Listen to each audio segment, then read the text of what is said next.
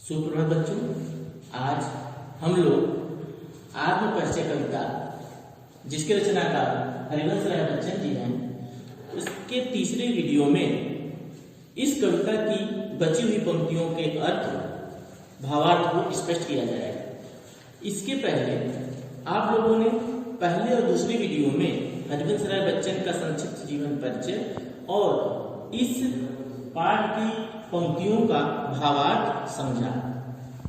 दूसरे किस तरह कवि ने अपने निजी संवेदनाओं और अनुभूतियों को अभिव्यक्त करते हुए यह बताया, एक नया जीवन दर्शन दिया। किस तरह वो कहता है कि मैं सीख रहा हूं, सीखा ज्ञान भुलाना, अर्थात कहीं न कहीं जो अब तक प्राप्त उपलब्धियां हैं हमारे जीवन में, वह सब कवि की नजर में व्यर्थ है। कहीं न कहीं एक नए निर्माण की बात कर रहा है कवि, यहाँ पर बिल्कुल नए सृजन की बात कर रहा है। उसी संदर्भ को रेखांकित करते हुए आगे कवि कह रहा है क्या, मैं और जग और कहाँ का नाता, मैं बना बना कितने जग रोज मिटाता, जग जिस पृथ्वी पर जोड़ा करता वैभव, मैं प्रतिपद से उस पृथ्वी को ठुकराता। तो आप लोग इसमें देख सकते हैं कवि यहां पर कह रहा है मैं और जग और। यहां पर आप लोग देख सकते हैं और जो शब्द है यहां पर 3 बार प्रयुक्त हुआ है। और शब्द जो शब्द है 3 बार, और इसके जो अर्थ है वो अलग अलग है। एक और कवि का और है, और दूसरा जो और है इसका मतलब है तथा, और तीसरा जो और है वो संसार के लोगों का। मतलब मैं और अर्थात मेरे सपनों का संसार अलग है, तथा जग और अर्थात संसार के लोगों के सपनों का जो संसार है, संसार के लोगों का जो लोग रहने वाले लोग हैं उनका संसार अलग है। उन लोगों के संसार में छल कपट शोषण अन्याय अत्याचार है, धन वैभव धन लोलुपता है, स्वार्थ है, लेकिन मेरे यहाँ प्रेम सौंदर्य भाईचारा मस्ती है।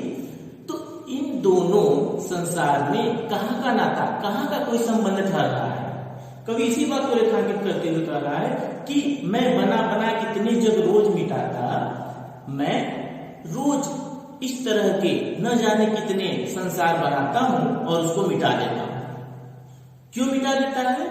क्योंकि वह जो संसार कवि बना रहा है वह उसकी कसौटी पर जो उसने मानक बनाए हैं उस मानकों पर वह तय नहीं हो पाते हैं, इसलिए वह उसको मिटा देता है।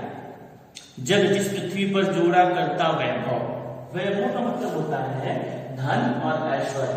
जग मतलब संसार के लोग इस पृथ्वी पर अपना पूरा जीवन धन और ऐश्वर्य को प्राप्त करने के लिए लगा देते हैं,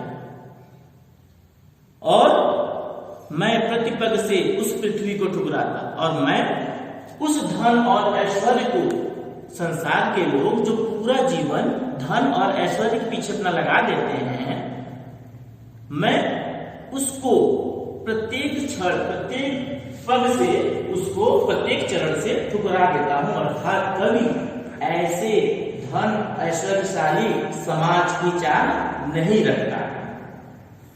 फिर आगे बढ़ते हैं। मैं निज रोदन में राग लिए फिरता हूं, शीतलवाड़ी में आग लिए फिरता हूं जिस पर भूपों के प्रासाद निछावर, मैं वह खंडहर का भाग लिए फिरता हूं।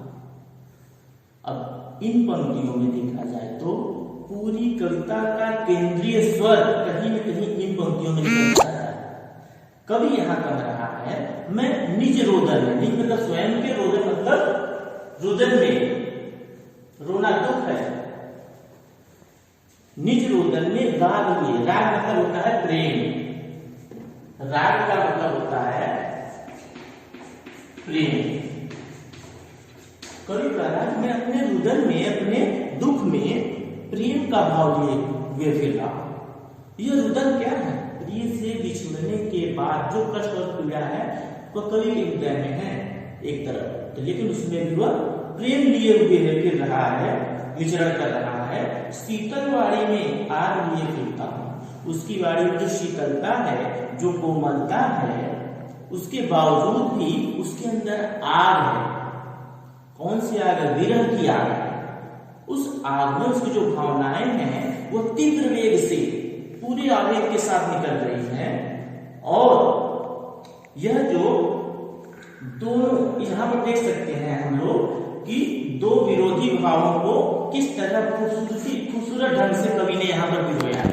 एक तरफ शीतल वाड़ी, मतलब शीतल वाड़ी में कोमलता है, और दूसरी तरफ आग है।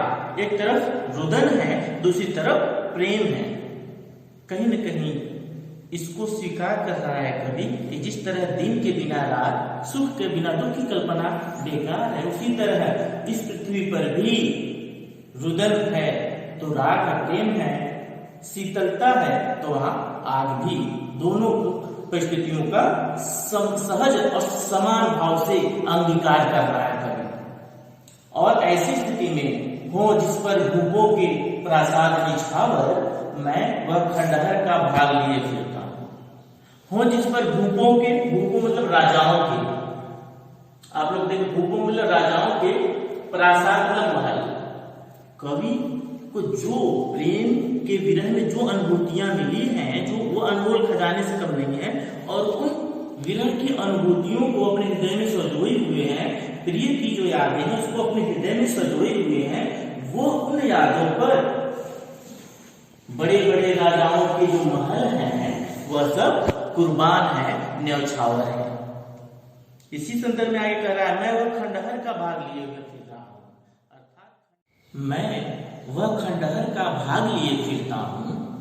खंडहर यहाँ पर कहीं न कहीं वीरानापन से, कवि अपनी प्रेमिका से बिछड़ गया है तो उसके जीवन में भी कहीं न कहीं उसकी यादें उसको कष्ट दे रही है, पीड़ा दे रही हैं। उसका जीवन कहीं न कहीं वीरानापन लिए हुए है। लेकिन प्रेम का जो प्रेम का पाठ उसने जो पढ़ लिया है, उस पर बड़े बड़े राजाओं के महल, ऐश्वर्यशाली धन, वैभव से भरपूर जो समाज है वह कवि कुर्बान करता है। फिर आगे, मैं रोया इसको तुम कहते होगा ना, मैं फूट पड़ा तुम कहते छंद बनाना। क्यों कवि कहकर संसार मुझे अपनाए, मैं दुनिया का हूं एक नया दीवाना। कवि यहाँ सांसारिक लोगों को संबोधित करते हुए कह रहा है, हे संसार के लोग, मैं रोया इसको तुम कहते होगा ना। अर्थात जो मेरे गीत हैं इसको जो समझ बैठे हो वह तो मेरा रुदन है। रोया अगर मैं रो रहा हूं, इसको तुम गीत समझ बैठे हो। मैं फूट पड़ा तुम कहते छंद बनाना। फूट पड़ा मतलब आवेग के साथ रोना, बहुत तेज के साथ चिल्ला करके रोया। अर्थात मैं फूट पड़ा, मैं पूरे आवेग के साथ, तीव्र ऊर्जा के साथ रोया। और तुम इसको छंद बनाना था, कविता लिखना। संसार के लोगों ने कविता लिखना समझ लिया, कविता कहना समझ लिया।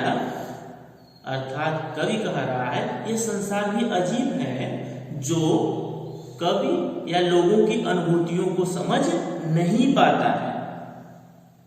और तो और क्यों कवि कहकर संसार मुझे अपना है। इसी संदर्भ में कवि कह रहा है, कवि कहकर संसार मुझे क्यों अपना रहा है, क्योंकि मैं तो दुनिया का हूं एक नया दीवाना। दीवाना मतलब प्रेम करने वाला। मैं तो दुनिया का प्रेम करने वाला एक दीवाना हूं, मुझे कवि क्यों समझ रहे हैं। अर्थात कवि यह कहना चाह रहा है कि मैं तो अपने निजी जीवन की अनुभूतियों को, संवेदनाओं को कह रहा हूं। आप लोग मुझे इन संवेदनाओं और अनुभूतियों को गीत और कविता क्यों समझ रहे हैं, कवि मुझे क्यों समझ रहे हैं। मैं तो एक दीवाना हूं जो अपने ही मस्ती में डूबा हुआ हूं। और तो और आगे कह रहा है कवि, मैं दीवानों का वेश लिए फिरता हूं, मैं मादकता निःशेष लिए फिरता हूं। जिसको सुनकर जग झूम झुके लहराए, मैं मस्ती का संदेश लिए फिरता हूं। कवि कह रहा है मैं दीवानों का वेश, अर्थात प्रेम की मस्ती में डूबा हुआ वेशभूषा धारण किया हुआ विचरण कर रहा हूं, मैं मादकता निर्शेष, मादकता मतलब होता है नशा या उन्माद, मैं पूरे जोश और उन्माद के साथ, निर्शेष मतलब संपूर्ण, पूरे आवेग के साथ, पूरे उन्माद के साथ मैं विचरण कर रहा हूं, अर्थात प्रेम की मस्ती में डूबा हुआ मैं इस संसार में पूरे आवेग के साथ डूबा हुआ विचरण कर रहा हूं, चल रहा हूं, और उस उन्माद, प्रेम की मस्ती में डूबे हुए उन्माद की बदौलत जिसको सुनकर जग झूम झुके लहराए, मैं मस्ती का संदेश लिए फिरता हूँ। मैं तो मस्ती का एक ऐसा संदेश लिए हुए अपने हृदय में फिर रहा हूँ जिसको सुन करके जग, मतलब संसार के लोग झूम रहे हैं, झुक रहे हैं, लहरा रहे हैं। मैं ऐसा प्रेम की मस्ती का सौंदर्य आप लोगों के सामने ला रहा हूँ। आप मुझे व्यर्थ में ही कवि और गीतकार समझ रहे हैं। तो इसमें हम लोग देख सकते हैं कि जिसको सुनकर जग झूमे झुके, इसमें झ की आवृत्ति है इन पंक्तियों में, तो अनुप्रास अलंकार है। और ऊपर आप लोग देख सकते हैं, मैं बना बना कितने जग रोज मिटाता, तो बना बना में पुनरुक्ति प्रकाश अलंकार है। इसके अलावा मैं निज रोदन में राग लिए फिरता हूँ, शीतलवाड़ी में आ, इसमें दो विरोधी भावों को कितनी खूबसूरती के साथ कितने खूबसूरत ढंग से कवि ने यहाँ पर पिरोया है। इसका भी यहाँ पर बहुत ही अच्छा यहाँ पर कवि ने सामंजस्य दिखाया, विरुद्धों का सामंजस्य इसको बोलते हैं। और बाकी इन पंक्तियों में देखा जाए तो माधुर्य और प्रसाद गुण देखने को मिलता है, और भाषा सहज सरल और खड़ी बोली तत्सम युक्त है, और गीत शैली का प्रयोग दिखाई पड़ता है। तो आज यह कविता आत्मपरिचय का भावार्थ स्पष्ट किया गया और यह कविता समाप्त होती है। धन्यवाद।